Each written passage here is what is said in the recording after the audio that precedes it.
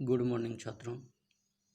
YouTube channel Shri Govind Guru राजकीय महाविद्यालय में आपका स्वागत एवं अभिनंदन है। यह वीडियो बीए द्वितीय वर्ष द्वितीय पेपर ज्योग्राफी के द्वितीय पेपर के लिए है। पेपर का नाम आपको पता ही है, आर्थिक एवं संसाधन भूगोल।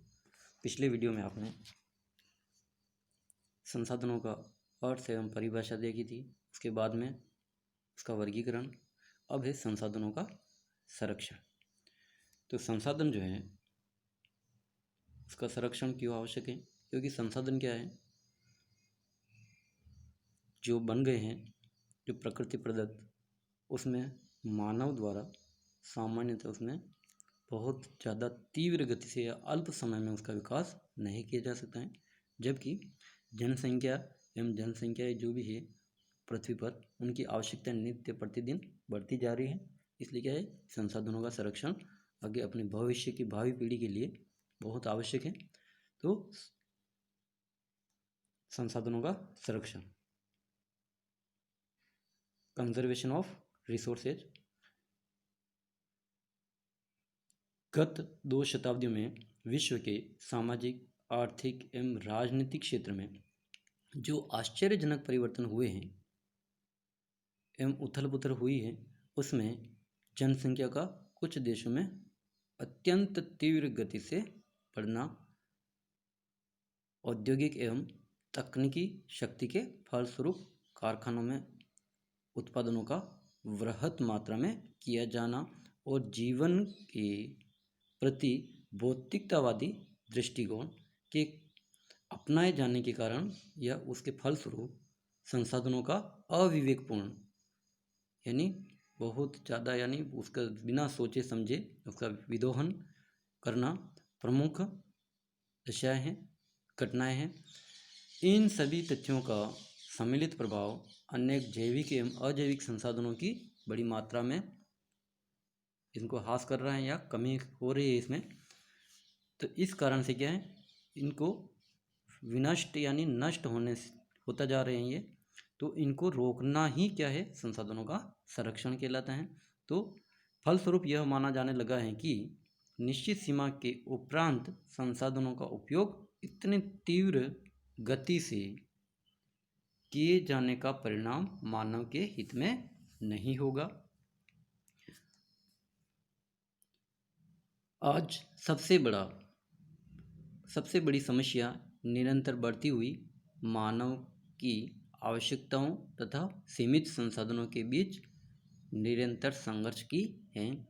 प्रसिद्ध अर्थशास्त्री माल्थस का जो सिद्धांत है आपको पता होगा, ये ध्यान रखना, जीके में भी आता रहता है और ज्योग्राफी की दृष्टि से बहुत महत्वपूर्ण है। माल्थस का लिखना था कि मानव शक्ति भूमि की क्षमता से कहीं अधिक है। मानव शक्ति भूमि की क्षमता से कहीं अधिक है। अनियंत्रित होने पर जनसंख्या ज्यामितीय गति से बढ़ती है, जबकि उनके कारण पोषण के साधन या पोषण के जो साधन हैं वो अंक गणितीय विधि से बढ़ते हैं। जबकि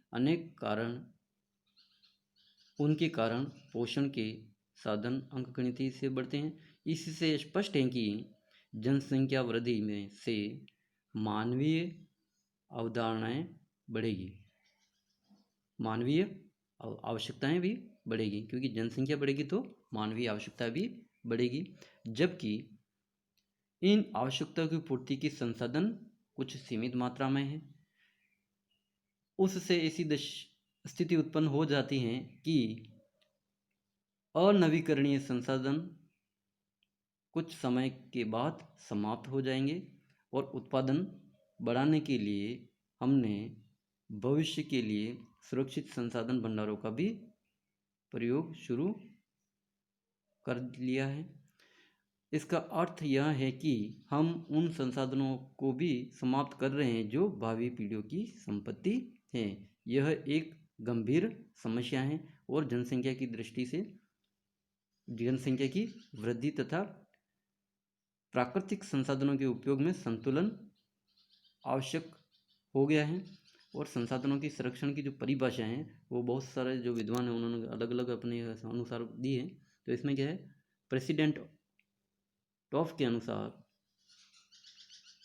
दीर्घ समय तक अधिकाधिक लोगों की अधिक से अधिक भलाई हो संरक्षण है। यानी इन्होंने क्या बताया, दीर्घ समय तक यानी बहुत लंबे समय तक अधिकाधिक लोगों की अधिक से अधिक भलाई हो संरक्षण है। एली के अनुसार वर्तमान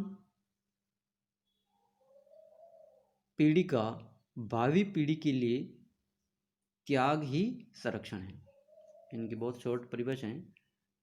एली के अनुसार वर्तमान पीढ़ी का भावी पीढ़ी के लिए त्याग ही संरक्षण है। यानी जो वर्तमान में जो भी मानव है उसका आने वाली अपनी जो बाद वाली जो पीढ़ी है उसके लिए कुछ त्याग, यानी अपने जो भी संसाधन है उनका कम से कम मात्रा में अधिक अधिक उपयोग करके भविष्य में इन संसाधनों को सुरक्षित रखना है ताकि वो भावी आने वाली पीढ़ी उसका उपयोग कर सकें। तो यानी त्याग ये करेंगे अपन, उसी को इन्होंने क्या है संरक्षण माना है।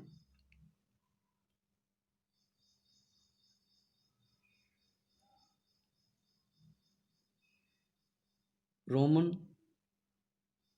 के अनुसार जो है इनके क्या है, चेमन के अनुसार संरक्षण राष्ट्रीय विकास की योजनाओं में प्राकृतिक मानवीय एवं सांस्कृतिक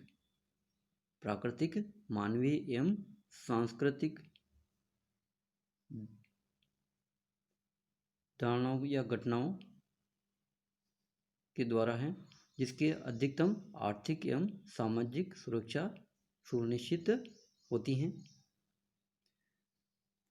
तो ये अपन ने संरक्षण क्या है इसके बारे में देखा है अपन ने। अब है संरक्षण में यानी कौन से संसाधनों का संरक्षण, तो जिसमें अपने टॉपिक में जो है वो आज अपन इसमें